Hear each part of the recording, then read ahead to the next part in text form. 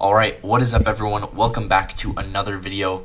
There's a lot of good trades to review today and a lot to talk about, but first, I'm going to talk about Dodgy's indicator, which just came out. If you guys don't know, there is an indicator which will plot out inverse fair value gaps. Now, it does cost money, but I want to talk about it because I did get it. I'm trying it out for 1 month, and I want to let you guys know what I think so far. So,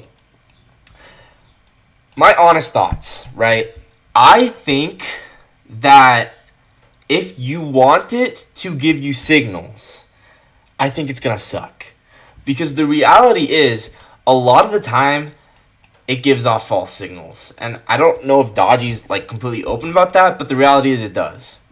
You can clearly see it right here, these gray ones, right?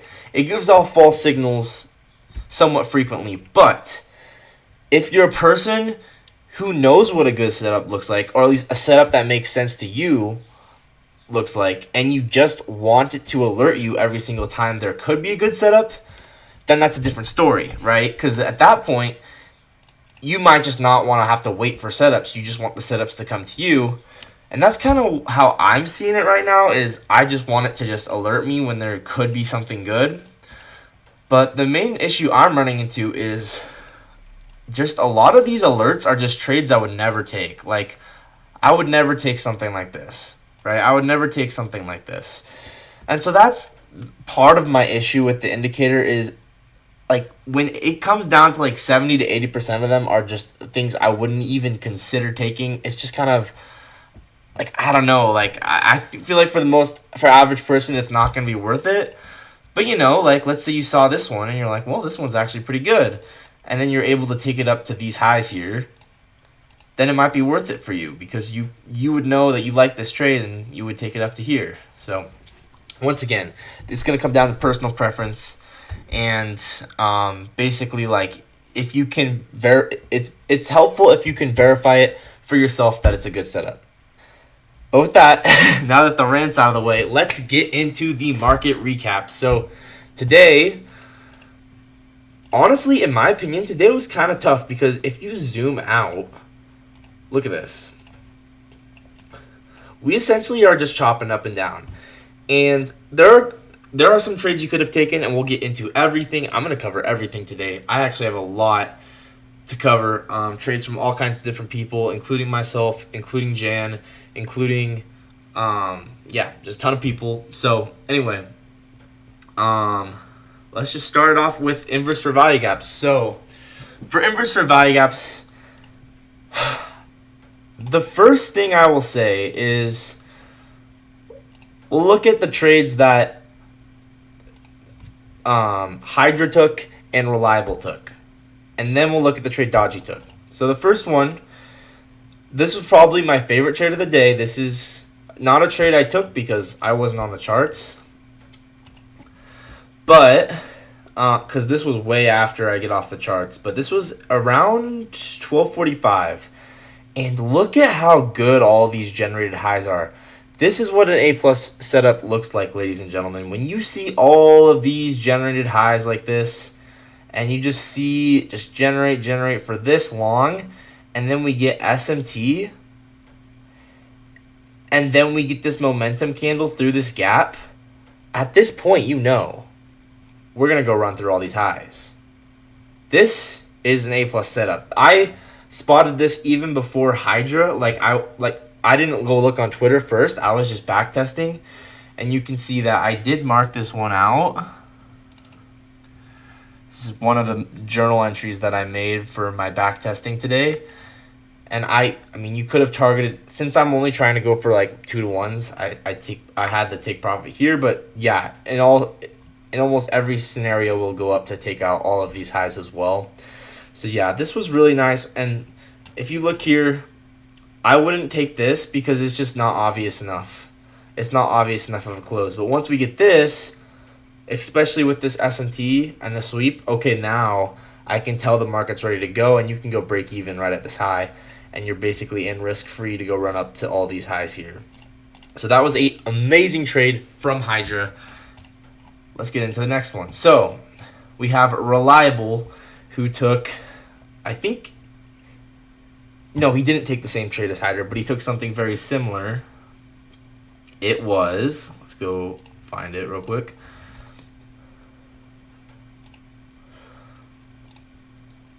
Here we go. So this was at around 11 a.m. and I noticed this one as well. I journaled this one as well. It's kind of cool because I am journaling these before I'm even going and looking to see that these other people are journaling them, right? But we had SMT with this low. We sweep out the bodies, but on the S&P we obviously swept out the low since we had SMT.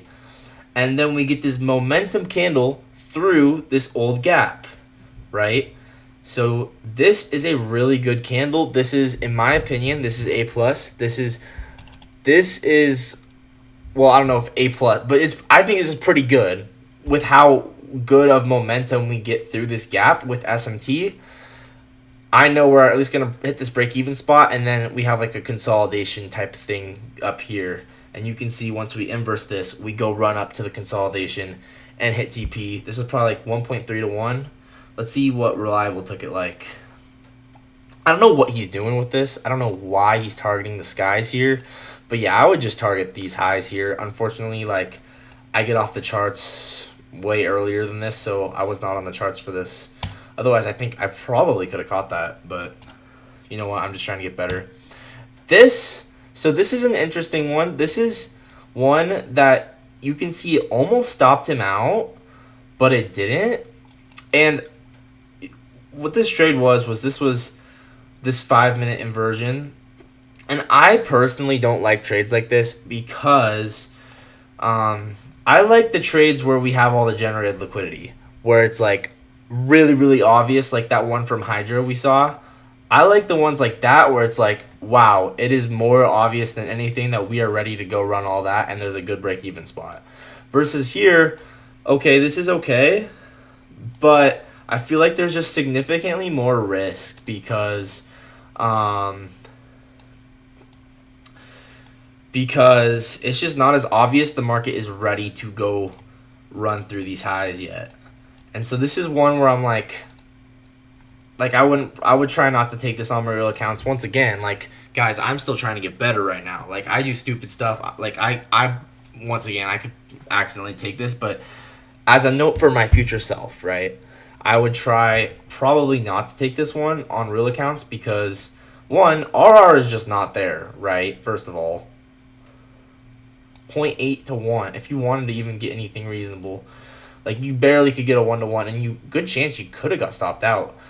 Personally, I wouldn't take this. It's just I prefer those kinds of trades like the one Hydra took where you have this momentum candle right here. Where was it? The 1-minute inversion down here.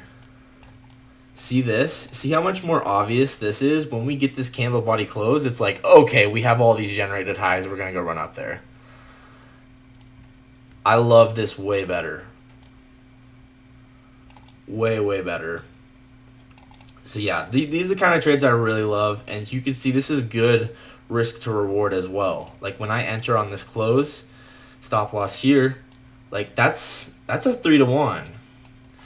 And I would try and take profit at the end here of this. So see where these bodies end? I would take profit there. And yeah, depending on how you where you put the stop loss, it's in between 2 and 3R. So very nice trade from Hydra. I liked this trade from Reliable. This trade was not my favorite, but it was okay. And then we'll go over the trade from Dodgy. Now, the trade from Dodgy is a trade that I wouldn't take normally because, once again, I prefer those trades where we have that super generated liquidity. It's all trend line built up, and the market is clearly ready to go run through. Here, I get nervous taking things when we're just generally dumping straight down, but apparently Dodgy liked this. So I'm going to cover it. Maybe you could have taken this if you had conviction in this high, but it's just not a trade that I personally would have taken because I like those. I like those generated, like really generated trend lines. Those are my favorite. So I think that covers inverse for value gaps for the most part. Let's see if I had any other ones. This is the same thing as the one from reliable, but on the 1 minute. Boom, up to that consolidation. You remember this one? And then we have, okay, so this, I kind of came up with it on my own, but I kind of like this because we popped off of Asia and London with SMT, and we have this giant consolidation up here. So when we inverse this, since this was an instantaneous drop like this is like non-existent price action. Remember, you just have to like kind of think of this as like non-existent. This is a liquidity void, right? So when we inverse this, we're probably going to go run back up to the consolidation here.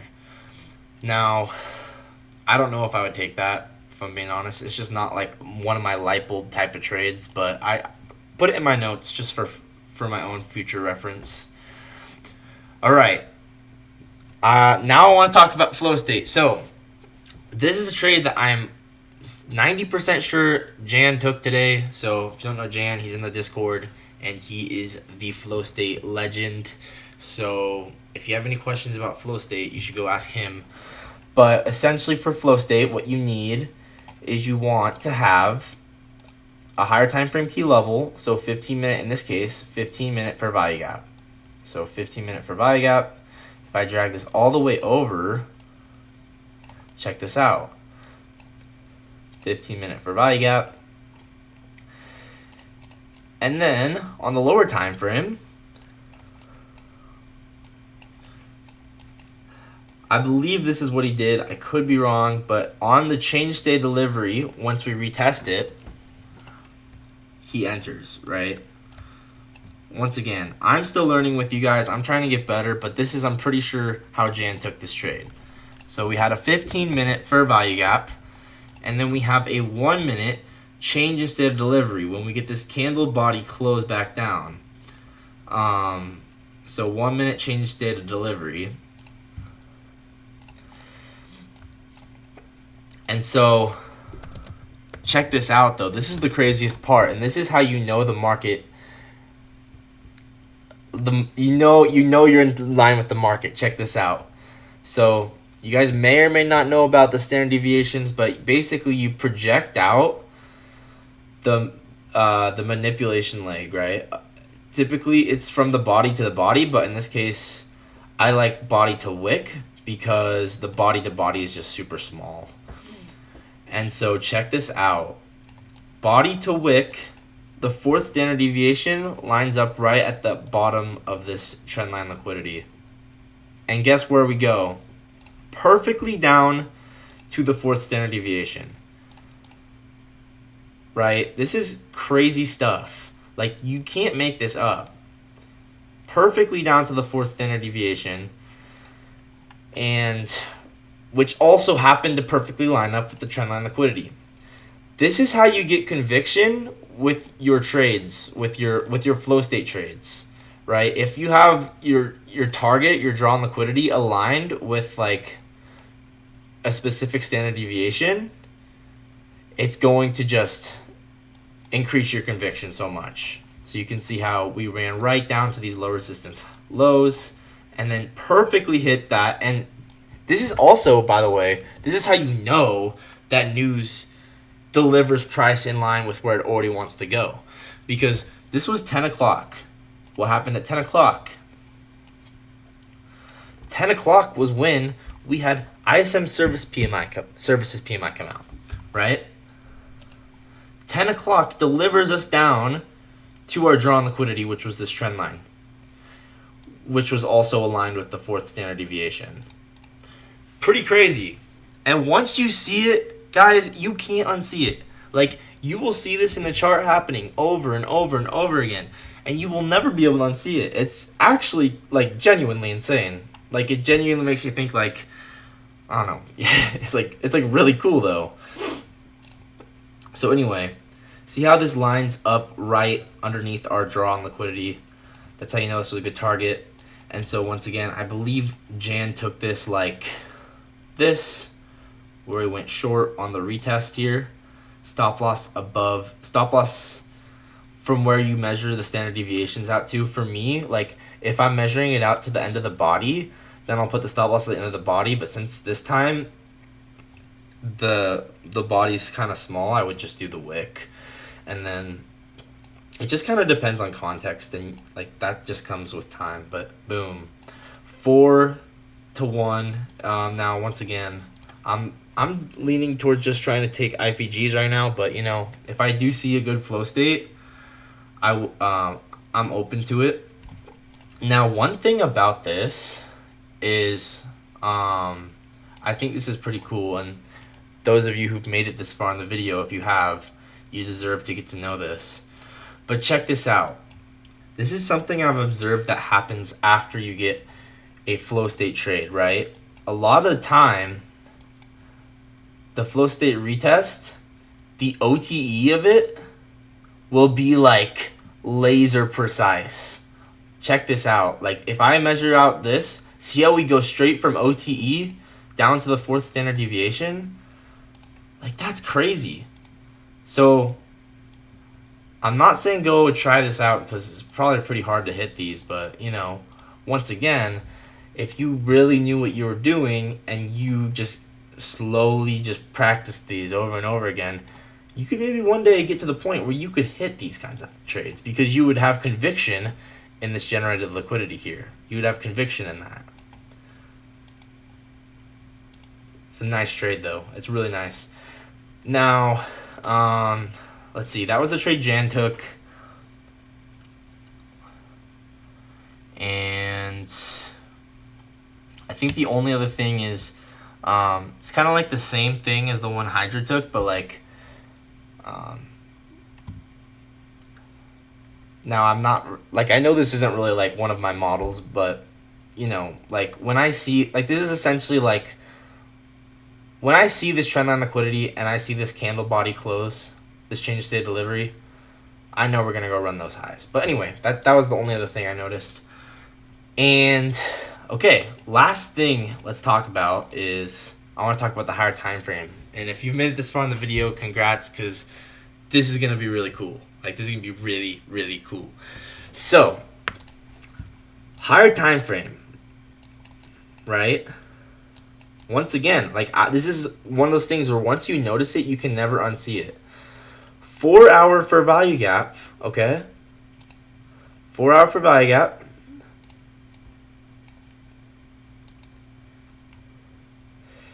And then what happens? On the lower time frame, we need to get our aligned time frame, which is the 15 minute. So 4 hour aligns with the 15 minute.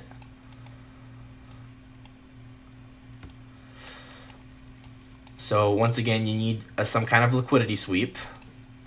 Typically what I'll do with flow state is I like to have an external sweep and an internal sweep. So I'll do, so for instance, this was actually a key low. This was Asia's low. So I would go, this is how I would mark it up, is I would go bottom, right, I'd go Asia, and then like external sweep of Asia, right? And then we have, I know this isn't really like an obvious sweep, but then you have like this sweep.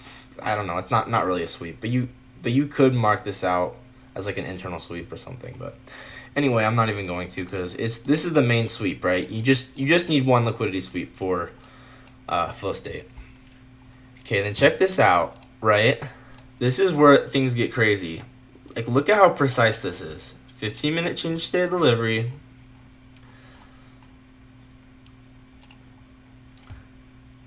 And remember this whole thing about OTE that I was saying that I've noticed it happening a lot? Check that out. Perfectly went to OTE. Right to the middle part, which is called the sweet spot, right? This is like genuinely like I don't really know exactly like when this stuff works, where and why, but I know that it's happening. And it's just really obvious. Like, so if any of you guys really have deeper insights on like when the whole OTE thing is gonna work, let me know. But I just noticed this today, and I thought this was crazy cool. But anyway, you'll notice, like, this is how you know you're in tune with the algorithm, because OTE gets hit, and then where do we go? Check this out. This is how you know you're in line with the algorithm. From OTE, we go to first standard deviation perfectly. Right? Then where do we go next? Second standard deviation. Once again, perfectly. Right? It doesn't get crazier than this. And you guys just backtest this kind of stuff for yourself, and you'll just see this is just clearly this is an algorithm running on the market. It's a higher time frame key level, and then a line time frame change state of delivery with some kind of liquidity sweep. All right. So 15-minute change state of delivery. And once again, like, let's say you just took this as like a, I don't know, like this.